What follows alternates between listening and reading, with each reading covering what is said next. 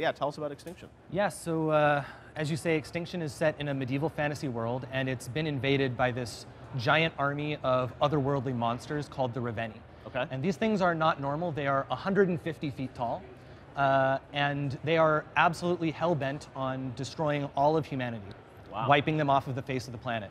And they do so in an organized, systematic way. Yep. They're accompanied by their minions, which, as you can see here in the trailer, are attacking people.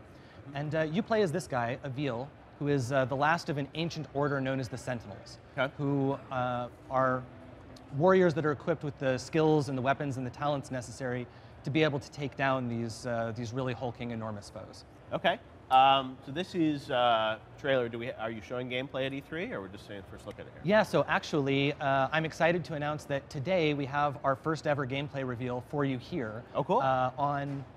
On YouTube Live at E3. Oh, we don't have to wait. I was like, we have to wait till later, but we're going to show gameplay here. We are. We're actually going to show gameplay here. And one of the main things, one of the first reactions that people got from, here you go. So this is now cutting to actual gameplay. Okay. One of the first reactions that we got from people seeing the trailer was, wow, the trailer's really cool, it looks awesome, but that's not really what the game is like. That's what I was going to ask. I was about to beat you up saying, like, where's the game? And just like that, it happens. I'm excited to announce that that trailer is exactly what the game is like. Wow. You parkour through the cities, you fight the monsters, you fight, dismember, and destroy the ogres. Everything is completely destructible, all of the environments. The gameplay emphasizes high-speed traversal through the environment. Yeah. You can run on and cling on everything, run horizontally, vertically along walls, along enemies, ogres, everything, bounce off of objects in the environment. You can air dash through the sky, and he can use his whip like a grappling hook to pull himself around.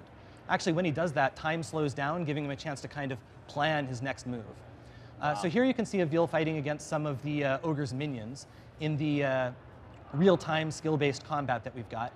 He has the ability to cancel his attacks into a variety of different kinds of moves, including launchers, backslams, AoE attacks, dodges, powerful rune strikes. And actually, the combat in this game has been designed by the guys at Iron Galaxy, who are famous for their work on fighting games like Killer Instinct and Street Fighter III Third Strike Online Edition and Dive Kick. All right, Yeah. So one of the things that we're really excited about is that when you're fighting these giant ogres, you are really fighting these giant ogres. The environments are completely destructible, and so are the ogres. You can dismember them, you can destroy their armor. So this big ogre, can I take off limbs, things yes, like that? absolutely, Really? and you'll see some of that in just a second. You can climb all over him with all of those traversal options we showed earlier. So here you go, he's going to destroy this piece of armor. Yep. And now he's going to be going for the leg here shortly. You'll see your first ogre dismemberment here as he falls down. But in a lot of games, when you fight giant monsters like this, you don't really get to fight them, right? Yeah. Instead, it's more of an abstraction. So for example, they might have an HP bar, and then as you hack at their toe, their HP goes down, and then eventually they fall over dead. Or maybe you're just you're doing a quick time event or something, pressing buttons at certain cues to make predefined animations happen. That is not the case here. This is actual real-time skill-based combat against these guys. And the way that you know that you're winning the fight is you're actually destroying their armor, hacking them into bits, and ultimately trying to take them down. So here, after taking off his arms so he can't really defend himself, we're going in for the kill strike, and we're going to see our first ogre decapitated. An ogre decapitation, only. Yep. E3. Look at that. Oh, wow.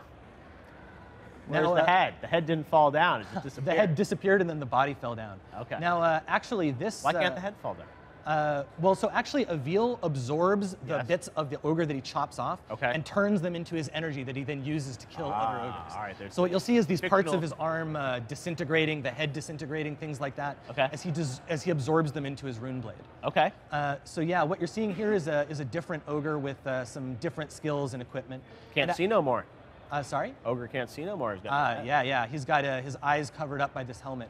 And this one's actually wearing a collar which has to separately be removed. You can see that while you're fighting the ogres, you also have to contend with their minions, which knock you down, try to take you off of them. And but this time, Avil's in a rush, so he's not able to protect himself, kill all the minions first. Right. So he's going for the kill shot here. And you'll see the second ogre drop and fall. Oh, wow. All right. And of course, in this game, 2 ogres is not the end of it. The ogre horde is endless and keeps coming and coming, and things are bleak for humanity. It's Avil's job to save as much as possible, but the reason the game is titled Extinction is because the war is not going particularly well from humans. And so victory at the end is measured in how many lives you can save, as opposed to this idea that maybe you could ever win and stop it. So as we go through this environment, how often are we going to see ogres? Like, is it All the time. All the time. Okay. Yeah, all the time.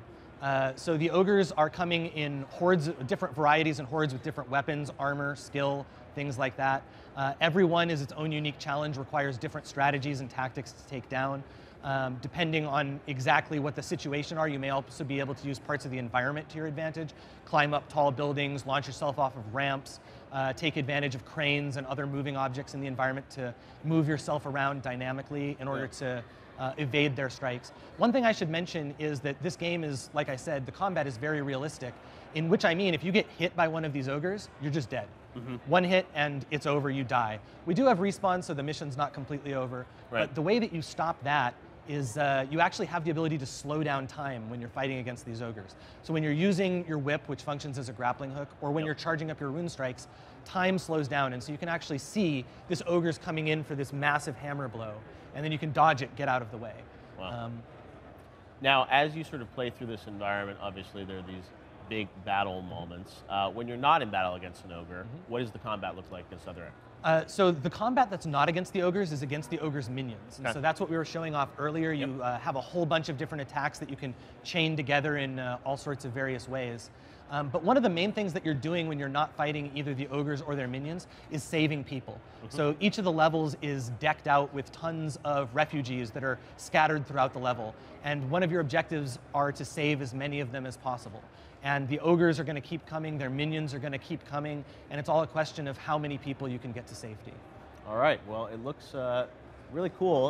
You know, people love big scale combat, and know you said Iron Galaxy has a great history of doing a lot of fighting games. When will we get to see more of Extinction? When's it coming out? So the game itself is coming out early next year, Q1 2018. And you know, stay tuned, go to extinction.com, follow @ExtinctionMG on Twitter to keep up with the latest updates. We'll have a lot more stuff rolling out shortly. All right, we appreciate you bringing by a first look at Extinction. We can't wait to see more, and thanks for stopping by. Great, awesome. Yeah, thanks, man. All right, well, we've got a lot coming up on YouTube Live at E3. The PlayStation press conference is coming up